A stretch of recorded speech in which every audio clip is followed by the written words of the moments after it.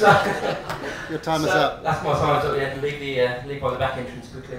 I've noticed that Dubbo used a slide of Lord of the Rings in his presentation, and appropriating culture from Birmingham without actually recognising it, because Tolkien was born, lived in Birmingham, wrote and set Lord of the Rings there. So keep your hands off our culture, Dubbo, otherwise there'll be trouble.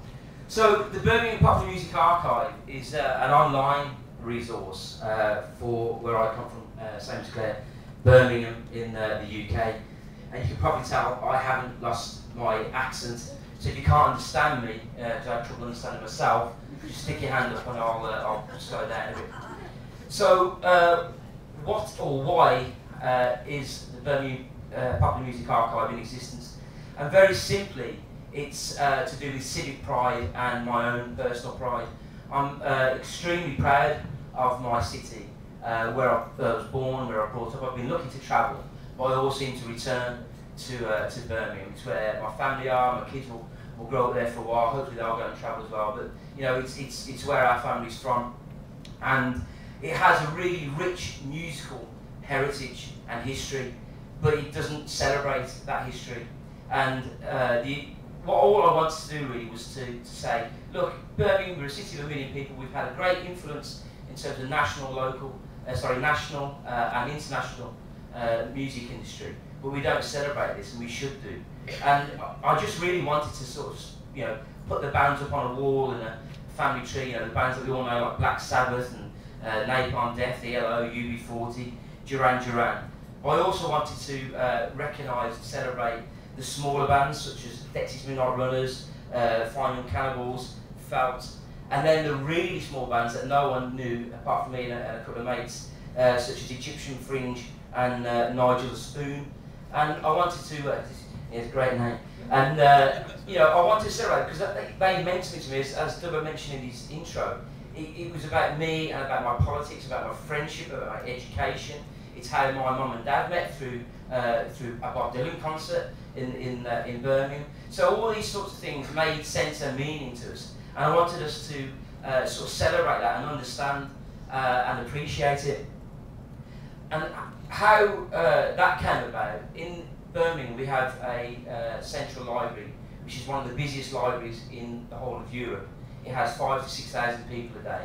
But there was no mention of our heritage, musical heritage, and I just thought that was wrong.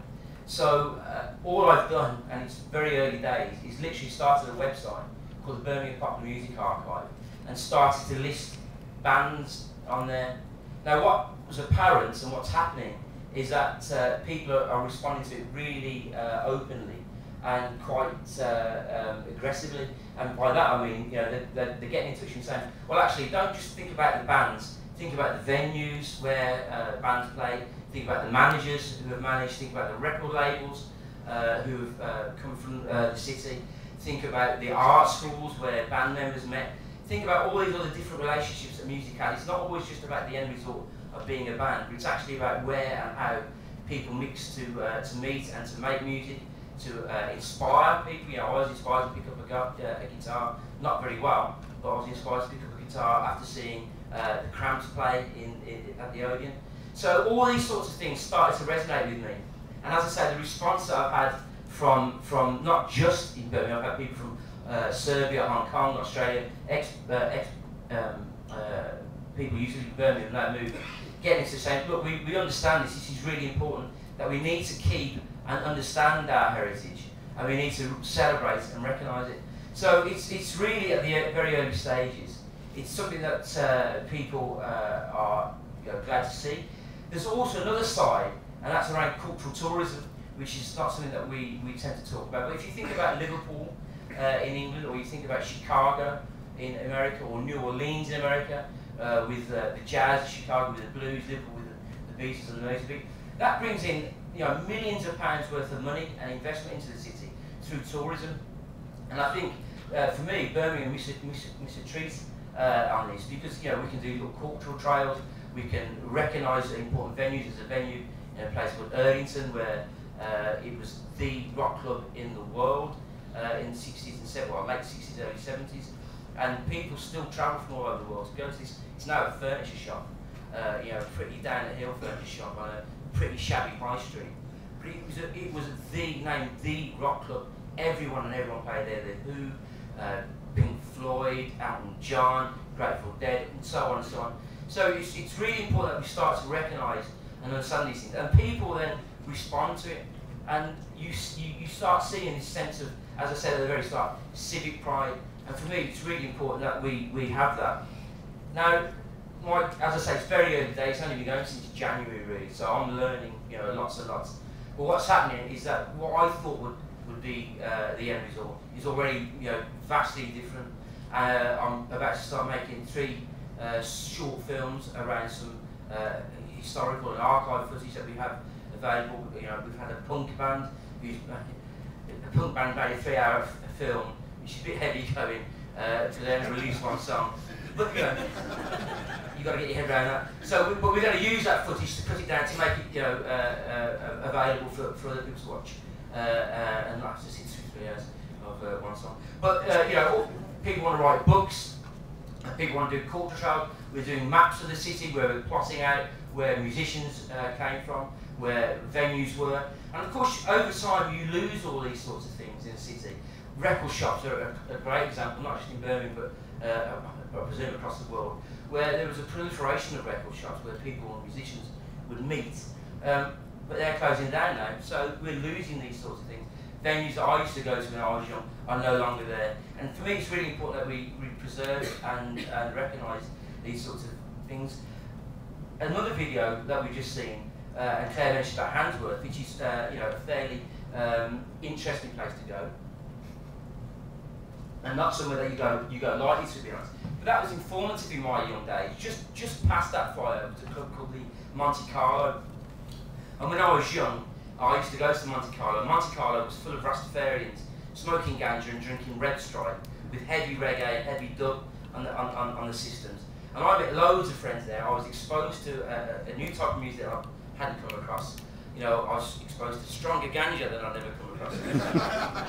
How I got home, I'm not quite sure. It still affects me now. Shakira and all that.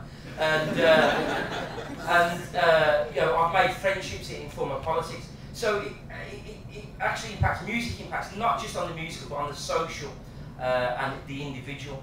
And if you look at how Birmingham in particular has evolved, you know, we've had people like Apache Indian. I don't know if you've heard of this guy here, but Apache Indian, we've got a huge Indian immigrant population and community in the city, and they've given form to new forms of music. They brought over, you know, Bhangra, and it's been fused with reggae. And so, you know, Apache Indian was one of these people, and he I wouldn't say creative, but he was part of the ragamuffin scene. We've had people like Nitin Sawin up from Birmingham, Talbot Singh, you know, fusing different types of music. So it's not just about the music, it's also about the culture and how people mix and how that impacts over the city's life cycle. And what we're doing with the Birmingham Music Archive, I think, is we're starting now to move away from this idea of just celebrating and putting names upon a wall, but to actually look at the impact that music has had on the cultural landscape of the city and how it impacts that. And I'm really proud that, you know, it's taken that sort of direction.